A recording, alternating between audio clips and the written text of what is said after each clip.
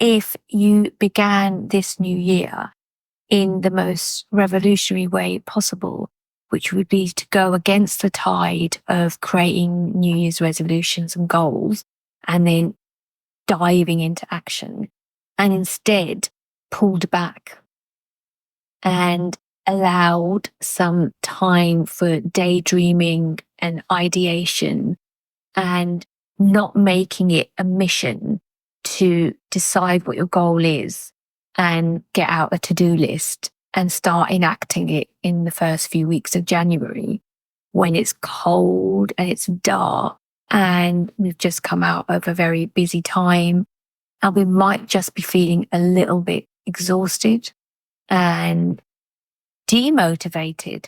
And then we think that there's something wrong with us, when really we may just be following a method that we've been sold that doesn't really work in our favor.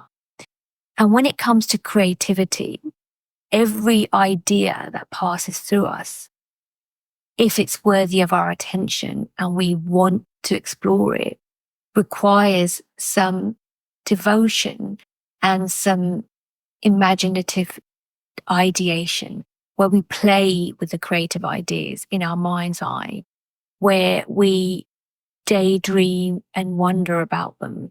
And we're not so fast to want to fix them into a position or into a to-do list that we're going to act on straight away. It's like we neglect our ideas by just wanting to bring them into form, because sometimes they need some time and attention and some thought to go into them, some nurturing. Just like a seed doesn't go into bloom straight away, our ideas aren't meant to be fully formed in a rush, in a timeline that suits the outside world. They come with their own timelines, our ideas. And our jobs as artists is to collaborate with those ideas and bring them to fruition at a time that suits ourselves and our creativity, and where we're not rushing ahead.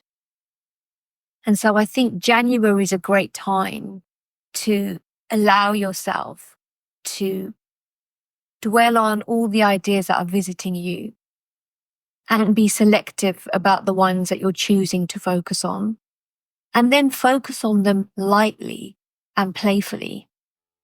Enjoy the ideas. Enjoy the fact that they've come to you and what you can do with them. And don't be in such a rush to move ahead, because there will be a time for action, and there always is. And I think when you've ideated and daydreamed about these ideas and you've wandered through the corridors of your imagination, then you can start deciding on all the ways you'd like to play with them and bring them into form. But that ideation period, I call it the creative incubation set of time, is not to be rushed and it's not to be neglected. Because a lot of ideas, when you've got them and you move them into form straight away, sometimes you can feel that they're not fulfilled what they came here to do. You might not like the outcome. You might not have enjoyed the process. And there's a rushed effect to them. And I think when you spend enough time on your inspirations and you nurture them and you wonder about them and you become curious as to why they're here and what they could become, their potentialities, then we give ourselves some space and time to allow the creativity to expand, and we get time to explore that before we put pen to paper. And it's a bit like when a child comes up to you and they try to tell you something and the words are stifled and they're not coming out, and you're in a rush. You almost want to say, come on, hurry up, tell me what you want to say.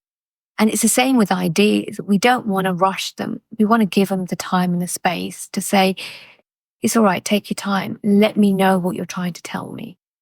Because our ideas are trying to tell us something and they want to express through us. And they want our bespoke perspective on them. And I think that deserves a bit of time and attention. And if we want to use nature as our signpost, then we can use the creative incubation period of an idea in the same way that nature uses winter. It may look barren and the landscapes may look dark and damp, but underneath, new shoots are forming, new roots are forming. And as soon as spring comes around the corner, we'll get to see the fruition of winter. And it's the same with our creative ideas. Our incubation period may look like nothing's happening, but that's where all the roots are forming, where the ideas are taking shape. And then spring is a great time to start moving into action to bring them out into the world. So that's my New Year's take on resolutions. And instead, I advocate for incubating our ideas and playing with them in our minds and taking it slowly and thoughtfully, as opposed to rushing with the masses into a new year and trying to tick off as many to-do goals as you possibly can. And instead take a completely different approach and see what it can do for you and your creativity.